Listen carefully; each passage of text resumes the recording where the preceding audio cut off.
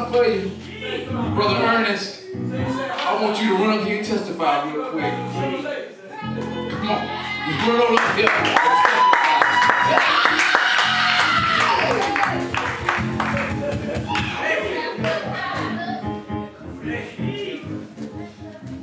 Shall we praise the Lord?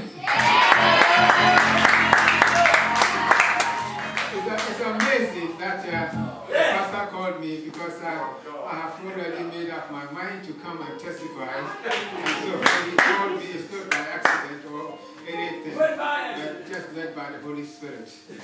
Yes. My daughter, Mary, I know some of you know her. Yes, of course, she was raised in a Christian home. Unfortunately, she wandered around, I think at the age of 16. She left a loving family, and only God knows what she was doing out there. And we kept on praying and praying and praying and praying. And then she was the one that invited us to come.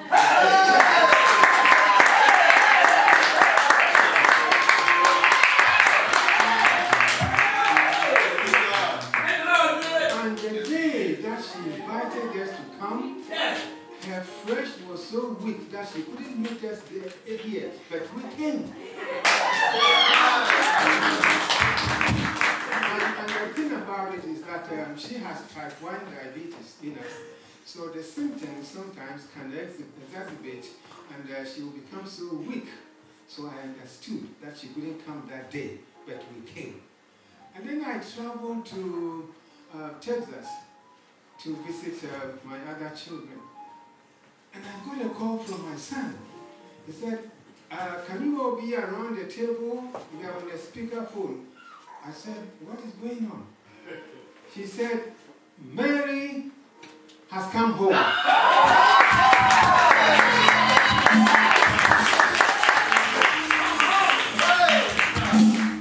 I said, Mary has come home. How did that happen?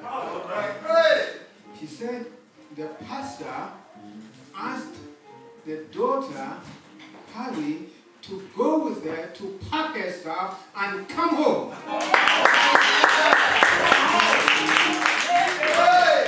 So it took the hand of the Holy Spirit through the pastor to break wherever the chain was, and she ordered and instructed her daughter to go with Mary, pack her bag, and to come home. And so Mary came home. And over there, when we were in Texas, everyone, my daughter was speaking to her, my son-in-law was speaking to her, and we were so glad. And I said, yes. She has come home. She has come home. And then I am so glad that the motivation that God has given her, and the kind of, I have not seen such a, Carrie has been so persistent, consistent, and motivator for Mary, and she comes to pick her up, I think once Wednesday, and she brought her here, and I can see how the Lord is working with Mary, and how Carrie has been instrumental, the grandmother, they have all opened their arms to receive Mary, and that is wonderful.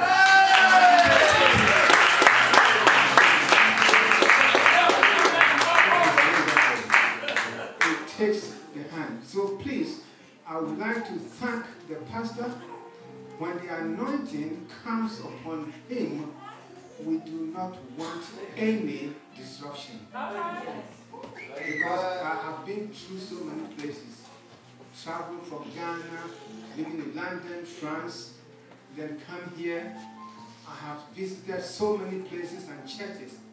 So please, I would like to say, I have been with so many pastors, ministers, those who are fake, counterfeit, and those who have, mixed the actual Holy Spirit with occultism and faking the healing and all of that. I have seen all of that. Go ahead.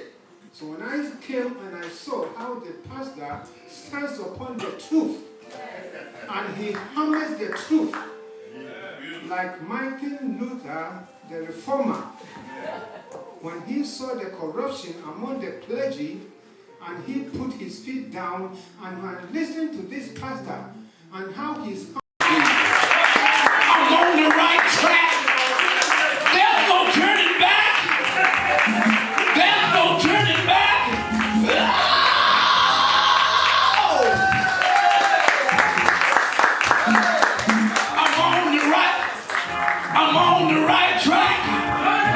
I'm on the right track. On the right track. That the killer should have let me sing that song. Anyway, I wasn't going to do it better than Sister Oreo, but I feel this thing. Thank you, Jesus.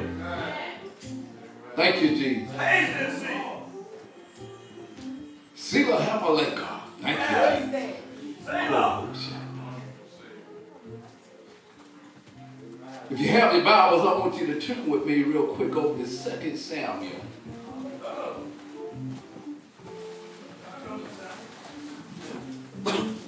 I was talking to one of our members on the phone yesterday, and while we was talking, I told her, I said, I gotta hang up.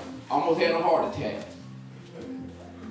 I was talking to her, and then I looked out on my right side. I had my head down, and I seen a man standing there. My heart went to pumping, and something fell down in my stomach. When I looked over at him, he was gone.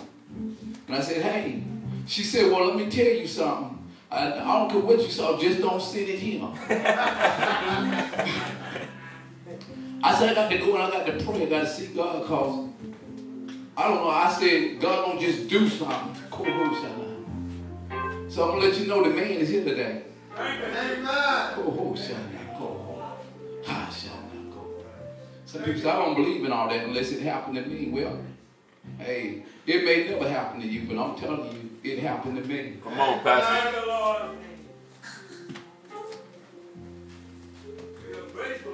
For some of you that don't hear the announcements, starting tomorrow, we start our 40 days of prayer. Tomorrow's the first day, and it get a little wearisome because prayers work. So around about that 40th day, we start counting down. We got 29 more days. Or we got 9 more days. Because it's work. Yeah. Break up your power ground. And then, as you know, the choir practice start for the little children. Sunday. This coming Sunday, 12 o'clock. 11 o'clock. And I'm anxious to see God use these little children. This is our treasure. And I tell people, if you start a ministry, if you're the only one show up, you need to be there. If I had a children's choir that was just me, I'm still going to be there, because that's how Azusa Street got started. One man. Yeah. God called you to do something, you got to do it. 2 Samuel, the 2nd chapter. What is that? I'm going to read the 4th verse. And the men of Judah came, and there they anointed David. Judah means praise. And praise came. Hallelujah came. Thank you, Jesus came. Glory to God came. Woo. And anointed David king over the house of Judah. And they told David, saying that the men of Jabesh Gilead, where they buried Saul. They told David, the men of Jabesh Gilead buried Saul. Saul dead. And David is being anointed king. If I had a title today, you don't know what it means right now. But you're going to find out. It'll be Sela-hammahlekoth. I'm going to spell it for you. It's a big S, E-L-A. H-A-M-M-A-H-L-E-K-O-T-H. Woo. Somebody said, man, I ain't gonna understand this message today. When I finish this message, you're gonna understand. Come on, Pastor. Come on. Feed me. I'm gonna teach you how to say it. Sela-hammahlekoth. Come on, somebody say it. Sela-hammahlekoth. I kept hitting it on the Hebrew last night trying to pronounce it. It sounds like almost like a Q on the K, but it's koth. Sela-hammahlekoth. Somebody say it like that. Sela-hammahlekoth. I taught you a word in tongues. Sela-hammahlekoth. Somebody said they didn't have the Holy Ghost in the Old Testament. Oh, yes, they did. They didn't have the baptism of the Holy Ghost. John was filled with the Holy Ghost in his mother's womb. Come on, Pastor. He didn't have the baptism of the Holy Ghost. And the Bible said the Holy Ghost had not yet been given, but he had the Holy Ghost. Amen. Saul went among the prophets, and the Spirit of God was on him, and he prophesied. Amen. But I want you to notice what I want to highlight right now is David is being anointed king. Sela-hammahlekoth. When you say that word, you ought to feel it. Even if you don't know what it means. I see some people on their smartphone, they're looking it up, but when we get there, I'll tell you what. They still ain't got the message yet. Look to your neighbor and say, Sela-hammahlekoth. And you can be seated.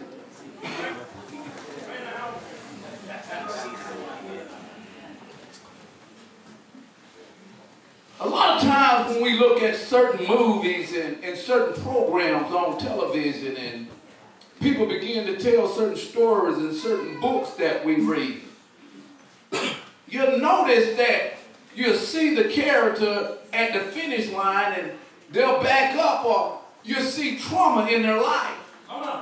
And they don't show you how they got there. So what they do, they'll back it up and say, go back to their past a few years or a few days or a few seconds. And they begin to reveal to you how things happen in their life and how they got to where they are. If you notice, David is sitting here and he has been anointed. Yeah. They are anointing him king over Judah. Yeah. But David had a previous anointing that already happened to him by the prophet Samuel. Yeah. He had already been anointed king. He had already been spoken and God said, this is the man that I chose. But even though it was the man, David had to go through some things to get to where he was today. Even though he was the man, we got a lot of saints in church and they don't understand. We got a lot of people in this world. One thing about people, they know that one day I'm going to die. A dog don't know when his day comes. A cat don't know when it. Animals don't know that they coming. And they do whatever it takes to survive. But people, they know that they going to die. So they put makeup on places that they shouldn't be putting it on. They cut in places and tuck places and have operations in places. They do everything but to get a little stay here. Preach, Pastor, preach. Like I preached on last Wednesday, they don't do what it takes to live for God. They don't do what it takes, like Jeremiah said, to get the fire shut up in your bones. Yeah. We got a lot of sick saints. We got a lot of hurt and a lot of joints and all the aches and high blood pressure medicine. All this stuff is going on in our lives. And the Bible plainly shows you that the life of the flesh is in the blood. The blood is made in the bone. We got 500 billion blood cells made every day. And God said, I've given you every green herb. He said to sustain you for your life. If you can't find something in those green herbs to put in your body, and it's making 500 billion blood cells a day to heal you, it's something wrong. And I tell you what it is. It ain't what God gave you. It's what you accepted. You got your mind made up that this pleases me. I'm going to eat a whole lot of bread. I'm going to eat a whole lot of fried food. I'm going to do what I want to do. I'm going to die gracefully. You ain't dying gracefully. You dying in pain. When God has spoke something in your life, it's time to walk in it. When God has spoke, he said, look, they shall lay hands on the sick. And if they done any sin, it shall be forgiven them. What are you saying? It was a sin to get you where you was from what you was eating. So that's a sin. He said,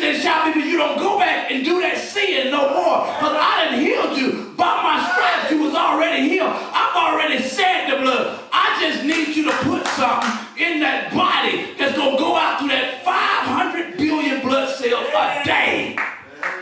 Ain't no excuse not to be healed. 500 billion?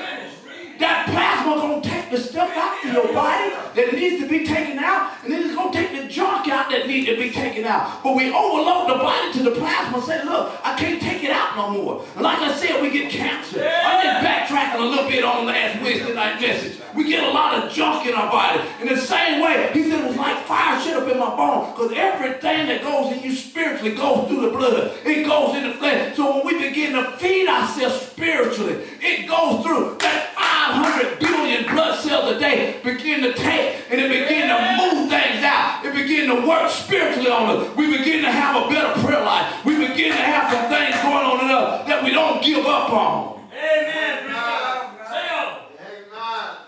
So 1 Samuel, the 23rd chapter, I want to read verse 1. And they told David, saying, behold, the Philistines fight against Caleb. And they robbed the threshing floor, and David inquired of the Lord, saying, shall I go and smite the Philistines? And the Lord said unto David, go and smite the Philistines, and save Caleb. And David's men said unto him, behold, we be afraid here in Judah. Come on.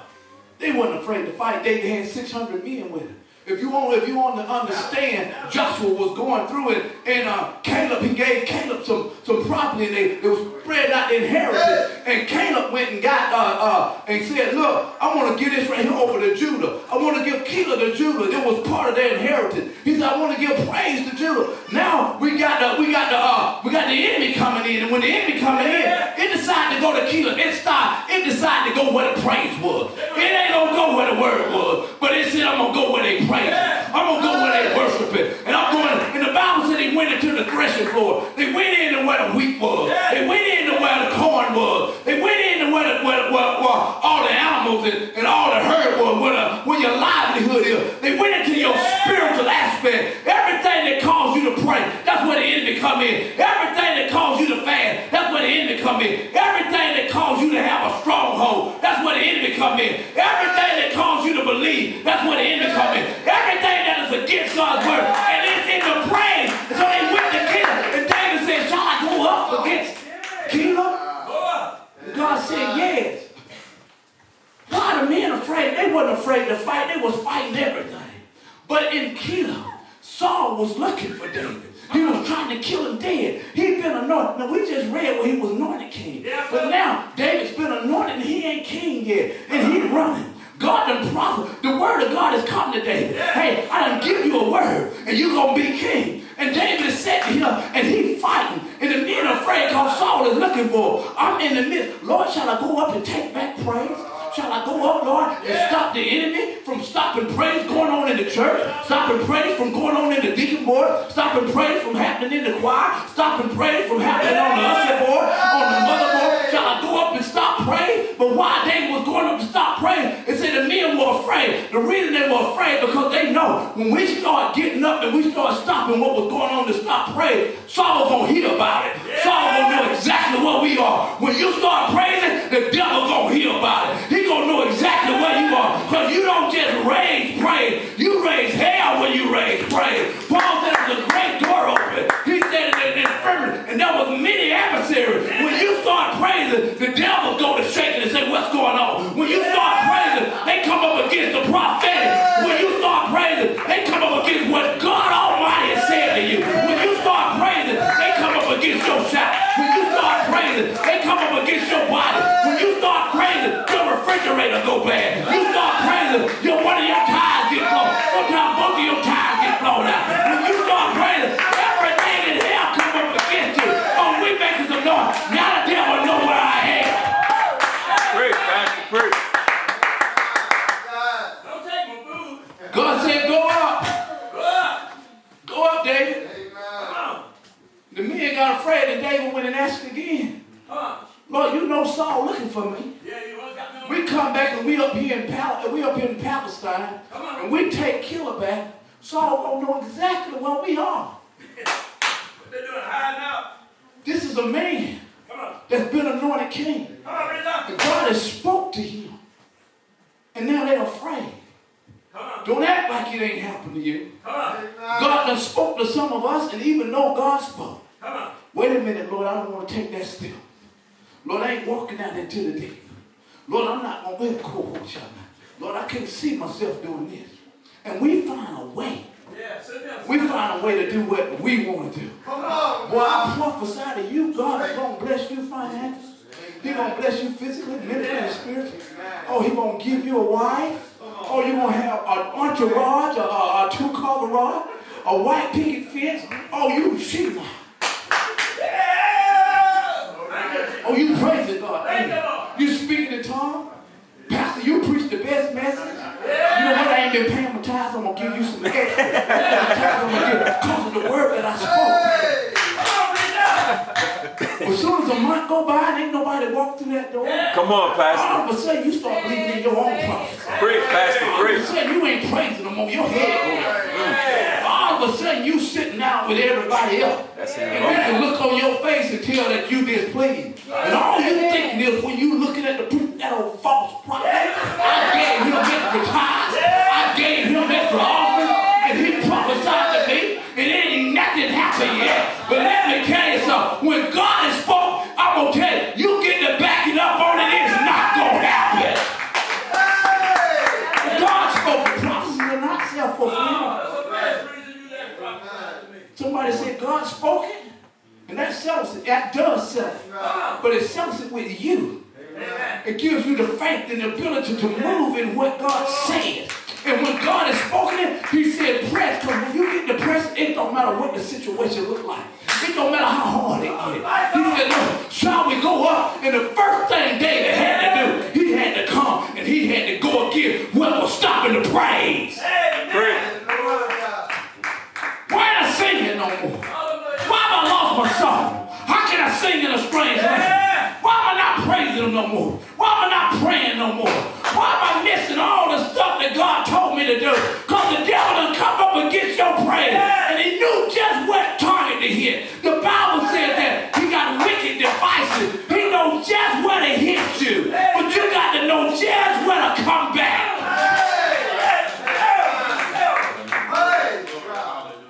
Well, I just don't feel. You don't feel because every feel there's a will. You don't have the will. Come on. It has nothing to do with the will of God. It has to do with the way you feel because you don't have the will. But when you see things going right, oh, you praising me. Oh, you testifying me. I got a new car out in the parking lot. God blessed me with. And the second month come by and you can't pay the bill. But you said God blessed you with. You were shouting when you got it. And you thought God was going to pay for the car. You didn't know that the prophetic, you was going to have to work to keep the payment. But God gave it to you. But you had to work to keep it. That's the part you didn't want. God made a way. You didn't go the way. So the men came. And they began to come up. And David fought. And he went and he took kill. He went and took prey. He brought back all that meal and all that flour and all that animals. He brought everything back. He said, look, when he brought it back, he now Saul looking for him and he hid. But he hid with his friends now. Oh yeah, you are friends. You brought all our stuff back. Oh yeah, we love you, David. David is making friends now in praise. All of a sudden, we got something else going on. And it came to pass that Abimelech fled David to kill him. That he came down with an ephod in his hand. Now Saul didn't come up against the priesthood. I didn't come up against Judah. They took Judah back. Now I got to go get the pastor. So Saul come up against Abimelech. He come up against Abiathar and Abimelech, and he killing the whole priesthood. He said, I'm going to kill everything that's got anything to do with David. I'm going to come up against the pastor. I'm going to come up against the church. I'm going to come up against the deacon board. I'm going to come up against the mother board. Anything that's got anything to do with what God spoke in your life, he said, I'm going to come up against it. So he come up against the priest. And he killed. The Bible said 85 of them, one escaped. The son of the son escaped. The son of Ahimelech escaped. And Abiathar ran and he had an ephod. Anybody know what an ephod is? It's what the God had told the priest to put on. And it had onyx stones in it. Stones and onyx stones. And the reason they call them onyx is because they look kind of pale green. If you don't think God like green, you walk outside. There's more green outside than anything out there. The bush is green, the grass green. And ain't nobody can say, you walk in this church, I don't like that carpet. You walk somewhere else and say, well, I don't like them chairs. But you walk outside and tell God, I don't like all this green. He said, let me tell you, the world is mine. I don't care what you don't like. I set it up and ain't nobody was able to say a word. He said, because I done it before ever the earth was. I set it up before you got here. Hallelujah. So he set the stones in the ephod. And this is what the priests would go up. They would go up and they would represent for the people. And if you don't understand the ephod, the Bible says in Ezekiel the 28th chapter, it starts talking about Lucifer. Now Lucifer was a good angel. Now we talk about Lucifer as being an evil. But he wasn't evil till he fell, and God didn't call him Lucifer. God gave him that name, Lucifer. He was the bright and morning star. But when he fell, God called him the great dragon. When he fell, he called him Satan. When he fell, he called him the devil. When he fell, he called him Beelzebub. When he fell, he called him Baal. When he fell, I saw Satan as the lightning. The Bible says it was the height of wisdom and of beauty. No angel outshined him. He would walk, the Bible says. He would take the wind of the morning. And when he walked, he was just the apple of God's eye. He would reflect God's glory. And then God said that one day, he didn't reflect God's glory no more. He began to look at himself. So what God did, he prepared an ephod. And he put the ephod on the priest. And in the ephod, he put 12 stones, and they were onyx stones. The Bible says stones and onyx. And what would happen when they would go before the glory of God? That light that used to reflect Lucifer, it didn't reflect him no more. It reflected off those stones that the priest wore. And it would shine. And there was a light going back and forth. And as he wore up that ephod, they would go and they would have communication with God just through the light alone. And they began to talk to him. The Bible said when he ran, the priest ran straight to praise. And said, David, you got praise, but you don't have an ephod. You don't have a priest. I got to put a preach in your life. I got to put some word in your life. So I got to put prayer in your life. So now they begin to put the ephod on. And David began to pray. Now I got praise. I got an ephod. And David said, I got my friends here. And now I got friends. But let me tell you something about God. We get to a place where we get in church and we decide we're going to get comfortable. David done got comfortable now. And when they get comfortable, Lord, I think I just ease here. And David went to pray and said, Lord, I want to ask you a question. He said, I want to know. He said, is Keelah? He said, Saul steady coming down. And you done anointed me king. Saul coming down. And he said, is Saul coming down? And the Lord spoke to him and said, yes, Saul coming. Wait a minute, God, but I've been anointed king.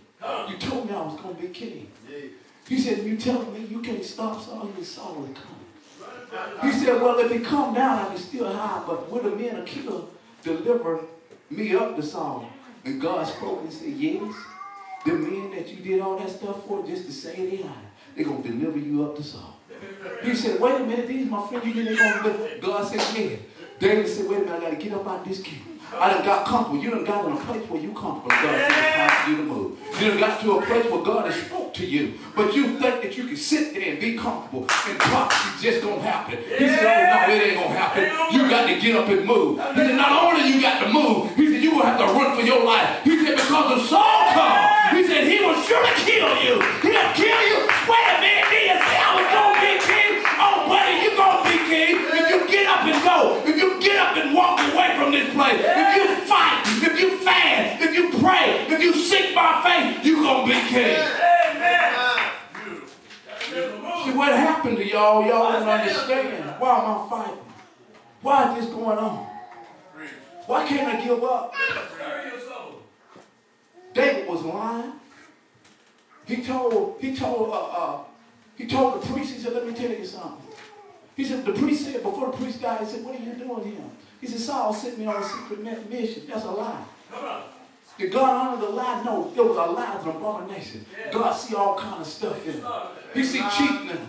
He seen it in Jacob.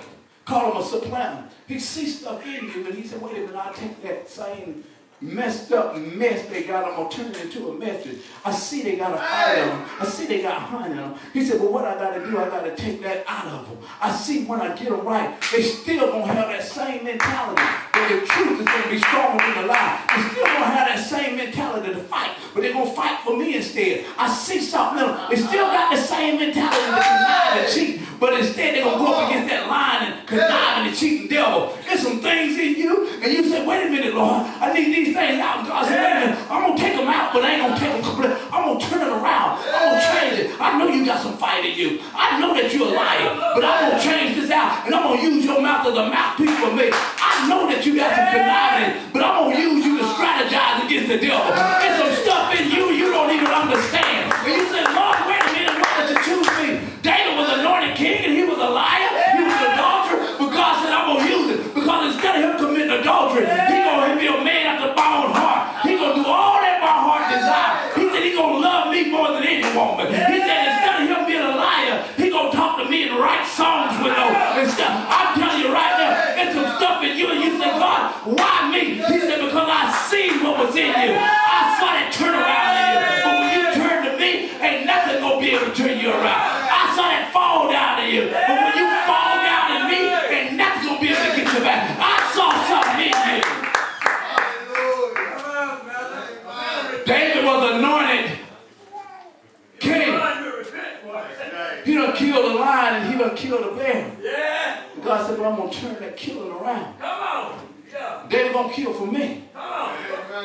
Go on down. I know, David, that when they come, I know what kind of man you are. I know you used to fight. I know you used to run. I know you're going to do whatever it takes to survive. Yeah. So God said, Lord, they coming. They coming. You better get out of there, boy. Yeah, They coming to kill you. They coming to take your praise. They coming to tear up the priesthood. He said, your friend's going to deliver you up. You better get on the trail where you hightailing it and you ain't thinking about nothing but me. You better get on the trail the way you running and all you can think about is me. And all you can say is, Lord, please save me. Lord, please help me. Lord, I'm tired of running. I ain't going to give you time to rest till you get to where the destination that I got for you. I ain't going to give you time to rest till you get to the elevation that I got for you. I ain't going to let you rest till you get to that place. I don't care. You can lay down if you want, but you lay down and you die. So if you don't want to die, you better get up and walk in the prophetic. Walk in what God has spoke.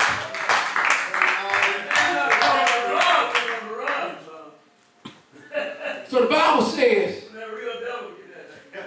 in 1 Samuel 23, 7 and 8, that David went again. And verse 7, and it was told Saul that he was coming to kill him. And Saul went and he was going to get him, but David had escaped. So David went on over. In verse 20, I'm going to verse 20, 25. Saul also and his men went to seek him. And they told David, got some morning, they came and they said, look, Saul, David is hiding among us. David went out in the wilderness. That's what God had taken you. He took Israel out in the wilderness. That way there ain't nobody out there but you and God. Your friends can't help you. Come on. Your money can't help you. Right. God stripped him. Yeah. He done went twice, and the Bible called it a stronghold. Yeah. It was thicker than Afghanistan. All right. It was so thick out there you couldn't find him. All right. But Jonathan went out there. He was a hunter. He went out there and found David. And he talked to him. He said, look, David. He said, you keep hiding and ducking and these because my dad looking at you. He said, but let me tell you what's going to happen. He said, if my dad know you're going to be king and I'm going to be second under you. I'm going to be second in command under you. He know you're going to be king. And David just hiding and ducking and he doing everything he can. Jonathan, to come out there soft son and can't stop what God has, the plan that God has in your life. Everything that God has planned for you, you can cry, you can play, you can kick, you can get on the floor, you can throw fits. You might well get on go ahead and throw that fit. God will let you throw that fit for a while, but I'm going to tell you in a little bit, there's some stuff coming, and that fit ain't going to help. There's some folks out there shooting drugs up in their vein. Yeah, you keep shooting them drugs. But I'm going to tell you right now, you can lay down there and die, or you can stop, because trouble coming. He said you can either accept your calling. There's folks out there drinking, and the reason they doing drugs and drinking, because they hear the voice of God.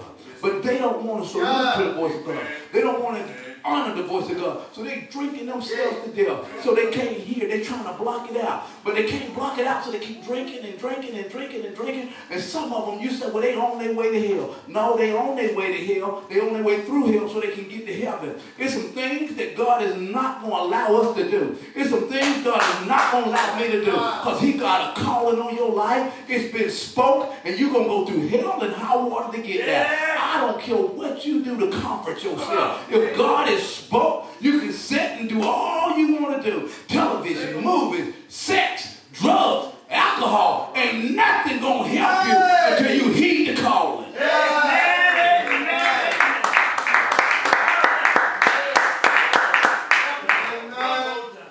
The Bible says that they said, look, Saul, we're going to tell you what David is. Come on. Your enemy said, look, we're going to tell you just where he is. Yeah. What are you saying? You got enemies that go to the enemy's camp. And they see you fighting.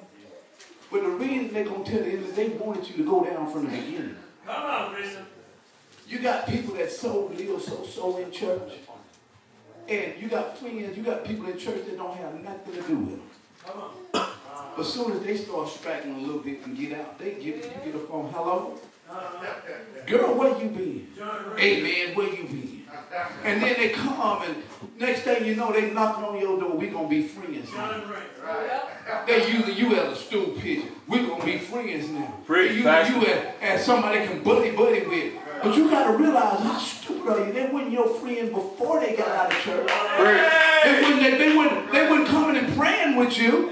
But now that you out, and then they kind of shifting a little bit. Now they want to be your friend. And that's what was happening. They went and said, wait a minute, Saul. Let me tell you what David is. Let me tell you exactly what he's doing. Let me tell you how he living. We're going to go and find a place. And when we find a place, we're going to come back and report to you. Yeah. So they went and they spied out and they found David. They went and secretly told Saul where it was, and I want you to look at this. Yeah. But there came messengers unto Saul saying, verse 25. Saul also and his men went to seek him, and they told David whereof he came down into the rock and abode in the wilderness of Maon. And when Saul heard that, he pursued after David in the wilderness of Maon. And Saul went on the side of the mountain, and David his men on the side of the mountain, and David made haste to get away for fear of Saul, for Saul had his men compass David, and his men round about to take them. David. Oh, they got traps. I want my men to come up here real quick. Come on, run. David is in the wilderness, and y'all gonna let me get away. Get around me. Get around me. Around me. Get around me. Make a circle around me. These guys ain't gonna fight it no more. They had a trap set for David. It ain't no way for David to leave. God, I've been anointed king. Yeah. People can't even see me preaching. I've been anointed king. I don't have no way out. No way out. One of y'all got to be Saul. That's what Saul, he stood head and shoulders above everybody else. So you got to be Saul. Yeah. It ain't no way out. Come on. I've been anointed. I've been praying. I've been doing all I know to do. I'm fasting. Lord, I'm walking by faith. Yeah. And everything you told me is favoring me. Everything you told me is just tiresome. It's just tearing up my hip. I'm running through these woods. I'm getting sticker briar stuck through me. Yeah. I'm fighting. He said, I done took and I brought back praise. I brought back the ephod. Yeah. I'm bringing it all back and I'm just covered in smog. I can't even see a woman no more. There's stuff going on in my life, Lord. I can't even eat a regular meal no more. I got to find my food. I got to eat honeycomb. I got to eat grasshopper. Lord, we just barely surviving out here. And we hardly get any rain. We got to find our water in mud puddles. Lord, it just Lord, you've done all you can do. Yes, sir. And I'm surrounded by Saul. And the Bible says Come on. that the word came to Saul. Come on. While the men had surrounded him. And he said, let me tell you something. The Philistines are back at your house. Yeah. And they teamed it apart. Yeah. They taking everything. The Bible says when Saul heard this, he ran. Then y'all need to take off back to where y'all was. They at your house. Yeah. David ain't even got the Holy Ghost. But you know what he said? Sela-hammahlekoth. This word is only mentioned one time in the Bible. Sela-hammahlekoth. Sela-hammahlekoth. Sela-hammahlekoth. Sela-hammahlekoth. If you ain't never spoken God, you gotta learn that word. Sela-hammahlekoth is mentioned one time in the Bible. It means the rock is divided. No matter what stronghold come up against me, it's divided. No matter what hammer he comes, it's divided. No matter what the devil bring down on me, it's divided. God caught him right there in the moment, right when I was about to go down. Sela-hammahlekoth. Now Selah, anytime David used the word Selah, it was a pause. It's where he said when he was writing scripture, he was Selah. And this was a place of meditation. David did his meditation real quick. Selah-hammahlekoth. I ain't got time to think about it. I don't even know where it happened. All I know, and the Bible said he called the place. It wasn't named that. He called the place Sela-hammahlekoth. He called the place the rock divided. Hallelujah. And him then. Joy of the Lord. What does this got to do with us? It's not strength. David is fighting. We read now in 1st and 2nd Samuel. It wasn't no 1st and 2nd Samuel written. All David them had with Genesis, Exodus, Leviticus, Numbers, and Deuteronomy. The books of the Torah. Samuel, what we read was being written. Psalms that we read in Proverbs, all this was being written. They didn't have all this. They didn't have the baptism of the Holy Ghost. He had an ephod. Well, the light would shine from the stones. You got the Holy Ghost. You got God in you. You got the baptism of the Holy Ghost. And you mean to tell me you can't get down on your knee and you get down there and cause God ain't spoke to you in 5 minutes? You give up because God ain't spoke to you in 5 hours. You give up because God ain't spoke to you in a whole day. You give up because God ain't spoke to you in a year. You give up. I'm going to tell you right now. The reason he ain't spoke to you, he said, I'm in you, the hope of glory. How you going to destroy God? If you got God in you, you still walking around. You can pray for the same thing for a year, but I still got you. You're still walking through. I'm going to tell you right now, it don't matter. Well, I ain't heard from God. They didn't have Matthew, Mark, Luke, and John. You got Genesis through Revelation. If you ain't heard from God, read your word. Find a solution for the children. But get it now. You got something they ain't got. Preacher, why you hollering? This thing getting good to me. They got the scroll. Read the scroll. Hebrews, the 12th chapter. Preacher, you can stop preaching right now. I could. Come on, preacher. I could. Take your time, preacher. But the thing's still hot. Yeah, we got the woods on fire. Preach, Pastor. Sometimes things get hot, but it ain't done yet. So we're going to get it done. Lord, why am I going through this? Why is it so long? Because till he said, well done. Come on. My good and faithful, it ain't well done yet. I ain't bringing it out till it's well done. I'm going to squeeze all the blood out. Hebrews, the 12th chapter. Look at verse 25. See that you refuse not him that speaketh. For if they escape not who refuse him that spake on earth, much more shall not we escape if we turn away from him that speaketh from heaven. Amen. Whose voice then shook the earth, but now he has promised, saying, yet once more I shake not the earth only, but also the heaven. I'm shaking the heavens and the earth with the word. And this word, the word that we read right now, yet once more signifies the removing of those things that are shaken. The word signifies the removing of those things. You want me to prophesy to you? I just did. You want to hear from God? I just preached it. You got a word from me? Let me know. I'm giving it to you right now. Amen, amen, amen. Thank you. The word yet once more signifies the removing of those things that are shaken. Come on. And of the things that are made, everything that's been made. The word. And those things which cannot be shaken may remain. The word. Wherefore ye receiving a kingdom which cannot be moved. You receive the kingdom. You got the Holy Ghost. Yeah. And you moving all around like you You're fresh. the Lord. You don't know what you got. Come on. You got the Spirit of God in you. Yeah. And you don't understand what you got. Come on, preacher. You get to talk to the eternal Father, the creator of the heavens and the earth. And you don't understand what you have. You got a light down in you. He said, you got the kingdom of God. He said, it can't be moved.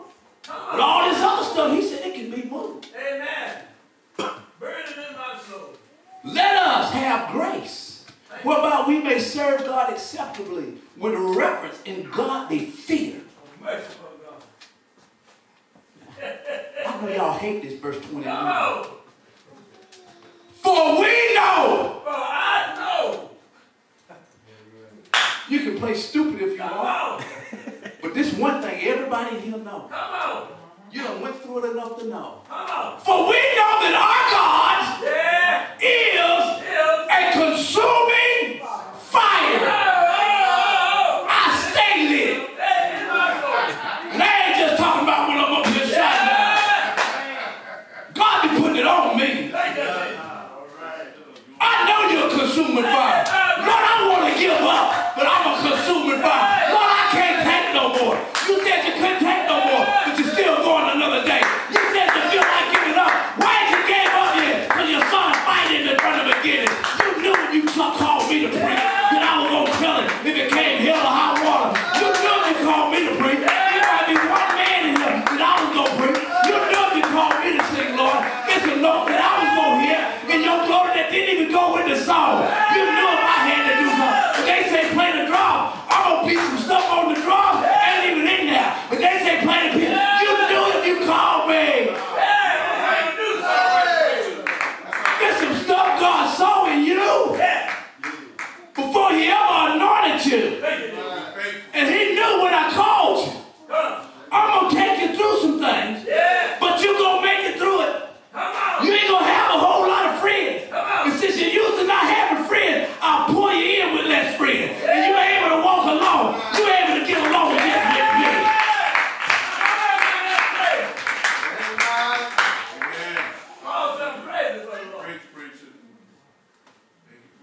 I want you to show you what David wrote when he was going through.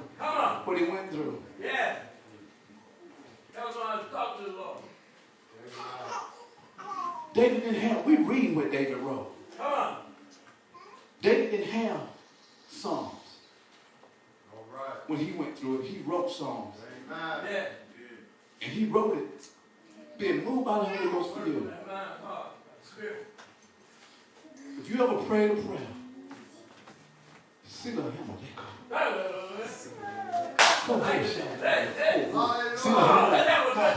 Sela-hammahlekoth.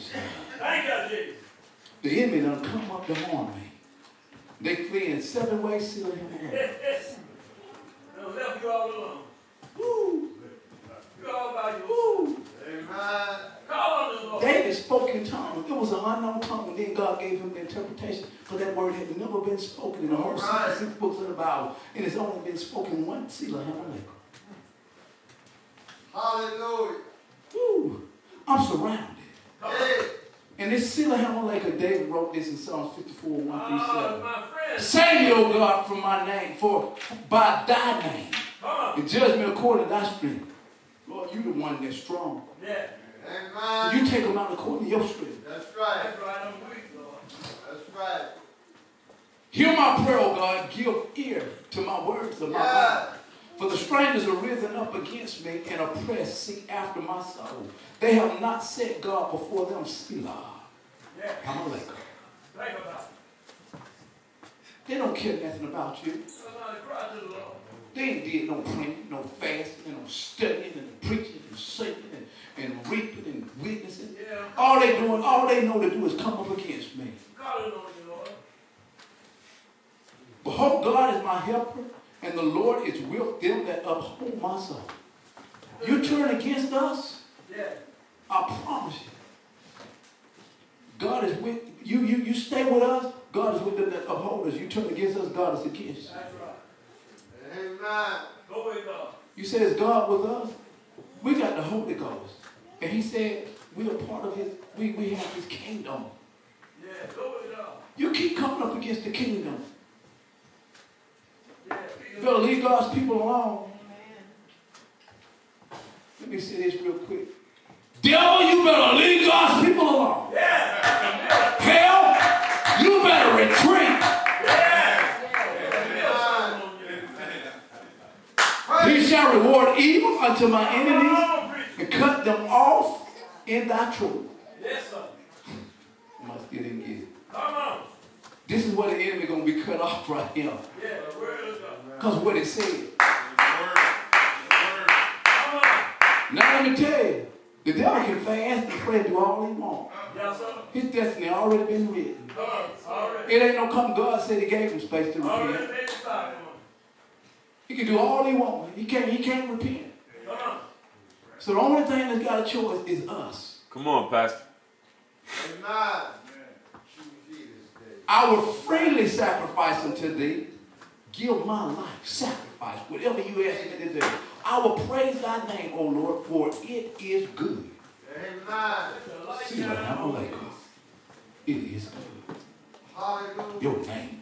Sela-hammahlekoth. Anybody feel that refreshing this? Yes. For he has delivered me out of all trouble. Oh. Saul was around me. My enemy was around me. Sela-hammahlekoth. And mine eye has seen his desire upon my enemy. I see what he wanted to do with my Sela-hammahlekoth. I'll read one more. Genesis 20, 50 and 20. What is that? Sela-hammahlekoth. Think about it. Genesis chapter 50. Woo. Hallelujah. And verse 20. Come on. Thank you, Jesus. Thank you, Lord. Joseph is speaking. He said, but as for you, Come on. you thought against me evil. But God meant it. I want you to understand. Yeah. But as for you, ye thought evil against me. Yeah. Take and put parentheses around this. But God. Thank you, Jesus. Sela-hammahlekoth. Thank you, Jesus. You thought to do me evil. We can stop right now. You don't even have to hear the rest of the scripture. But it says, but God. Everybody say, but God. Meant it unto good. To bring to pass. Put parentheses around these three words. As it is. But God, as it is. Come on. This day, to save much people alive. One day. So we don't retract and we find out when we get back over the first Samuel, second Samuel. Here we got all this stuff that was going through. But yet, you sitting here today and you've been anointed. You sitting here today and you got the Holy Ghost. You sitting here today and you've been baptized in his name. You sitting here today because he brought you to 2019 and you sitting in 2020. You sitting here today and you got a testimony. And I thank God for Brother Ernest just ran right on up here and gave his testimony. Most of us are saying, who me? But I'm telling you, you ought to stand up on your feet right now. You ought to praise God for what he's done in your life. You ought to testify to him. You need to say, God, I'm sorry that I've been such a part in 2019. I'm not going to build a park no more. Lord, I need you right now. Oh, I need you. Every hour I need you. Bless me now, my Savior. I come to thee. Amazing grace. How sweet the sound that saved a wretch like me. I once was lost, but now I'm found. I was blind,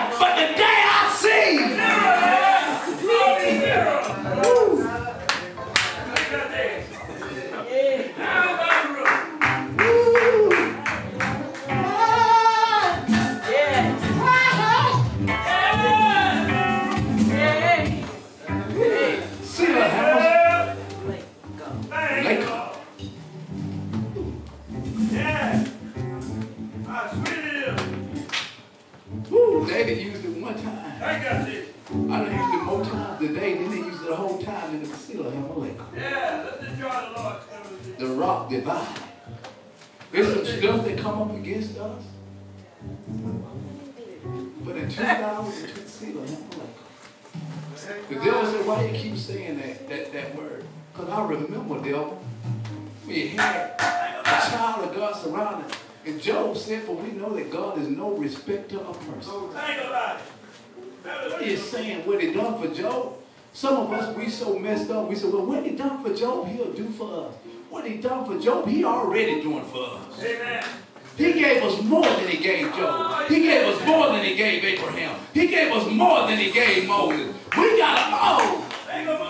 The Bible said he made us a greater covenant. They didn't have what we got. If we can't live with what we got, if they didn't have what we got, I'm telling you right now, they'd have ran this race. The whole Bible would have said some different stuff than what it say now. Y'all got the Holy Ghost, and you give it up. Amen. What are you saying, preacher? Yeah, I gave up a few times with it. It's called backsliding. I backslid. Yeah. The Bible said, if any man draw back, my soul shall have no pleasure in him. You don't understand. This word of God that I'm preaching, if you back away from the word, my soul shall have no pleasure in you. Yes. You think you just put your hand to the plow. But I'm telling you, this scripture got a whole lot more to do with it than that. If you just back up from the word, when I get to preaching in here, and God get to speaking, and we get to teaching in Sunday school, these songs that you sing, you better take good ear of what you singing. Because you said, since I met the Lord, my mind's been made up. But your mind ain't made up. You backed away from the very word that you were singing. And you're going to be held accountable. He said, if my soul shall have no pleasure, that's why you better pray about every song. You better pray about every message. You better pray before you testify. You better pray because God said, I will surely hold you accountable. If any man draw back, oh, the devil meant it for my bad. You meant it for my bad, but God.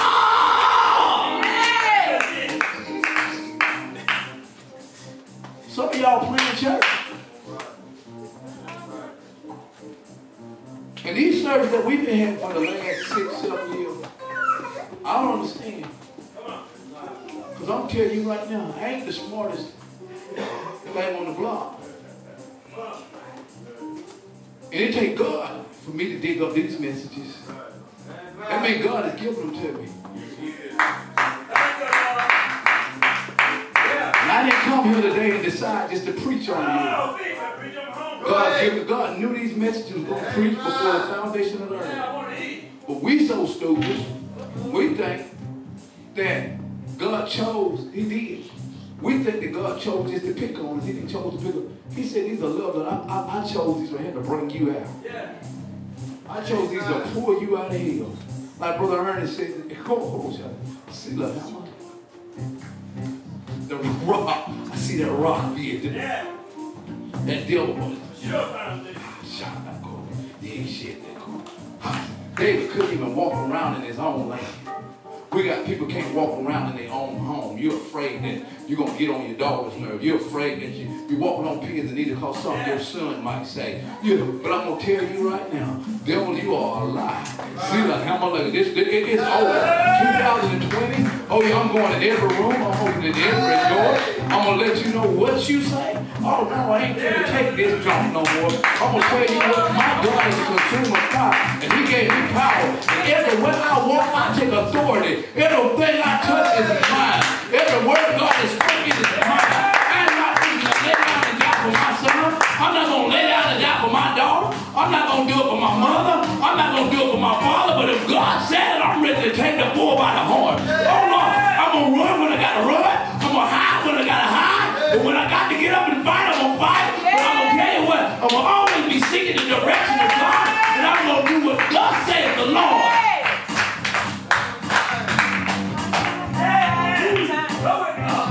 If you want some water down here, get you some water and drink it. Take it on down. That's the only way you're going to get it watered down. Preach, Pastor.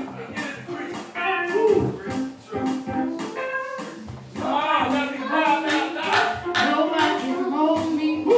Nobody can show me. Thank you, Jesus. Nobody can make me.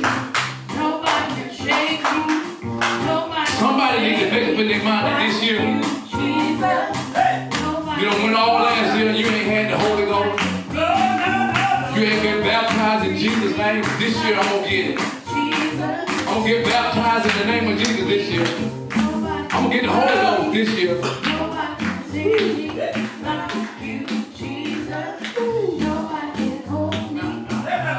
I tell you what. Sister Vita came and testified last Sunday and tore this place up.